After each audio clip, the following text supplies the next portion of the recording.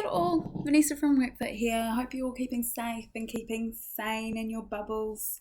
Coming to you from my bubble here at home, and I thought I'd do a quick little snippet, a quick little video, a recap, a little info session on stress. Because why? Because I know you're all missing my face, and homeschool started this week, and I found that very stressful.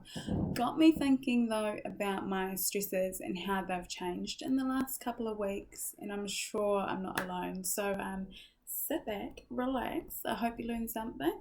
Stress is our body's natural reaction to a threat or a demand.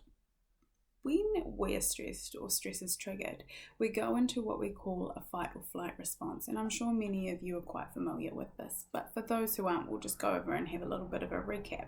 So fight or flight is a physical response that we have, originally a survival mechanism for us as humans, and if you think back to when we were cavemen and needed to fight off large human eating mammoths, we needed to be in a state of stress or have a little bit of fight or flight. So fight or flight means what we're doing is we're releasing adrenaline and cortisol, and these are our stress hormones.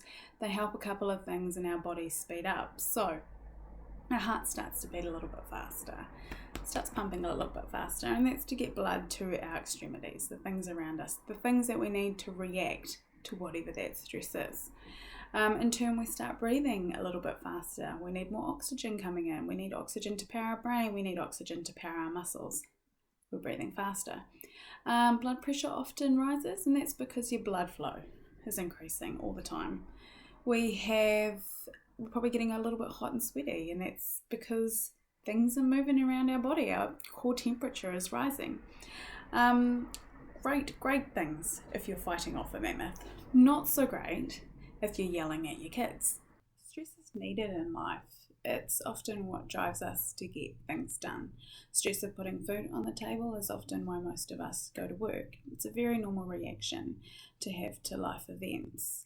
Although, like most things in life, we need it in moderation, and having too much of it is not that good for us. So if you think back to those stress responses and fight or flight, so your rapid heartbeat, your frequency in breathing, your tense muscles, it's not good for our bodies to be like that 24/7. In fact, they're not even designed to be harboring or dealing with stress on a frequent basis.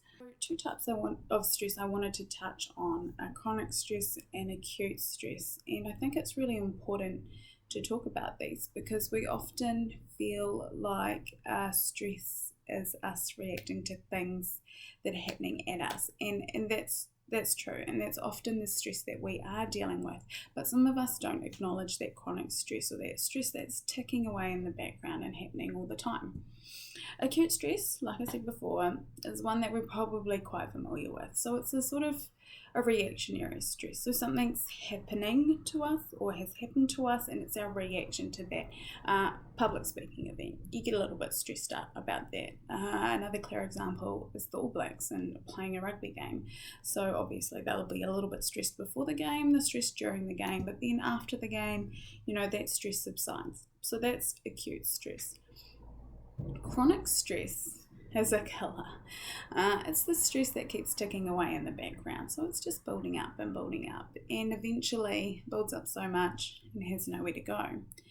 Chronic stresses are different for everyone, and depending on your home environment or life environment, these may be varied and look really different. So things like health issues, maybe someone's a chronic stress, things like bills, money, and especially in this hard time, there's some people out there who are struggling with an income loss, so that and in turn becomes a chronic stressor. So this is the part that I like. We're going to just talk about 3 things that we're going to do to cope. So first, we're going to refuel. Thanks Mental Health Foundation, these are yours. Not just physically refuel. You're not going to eat, you're not going to drink. Stress is taxing. Being in fight and flight all the time uses up energy. Our bodies are not designed for this, like I said before.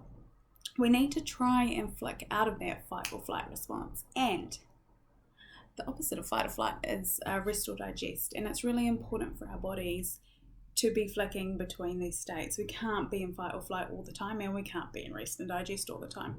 So I want you to think about things that make you happy or de-stress you, and you'll have a great knowledge of what you like to do. This may be gardening, this may be blobbing out and watching Netflix, this could be going for a walk. Exercise is a great stress relief.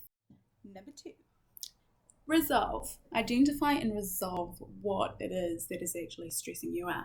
So go back to those acute stresses and those chronic stresses and figure out, hey, is this something that I need to blow my top off, or is this something that I can deal with? So the best way to do this is to create a worry board.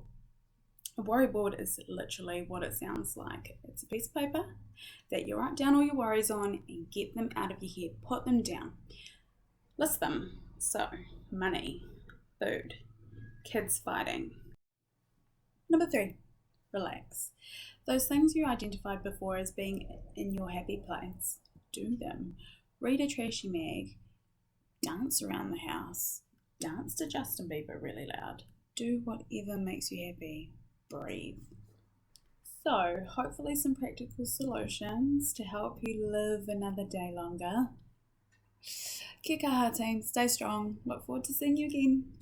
Ka kite.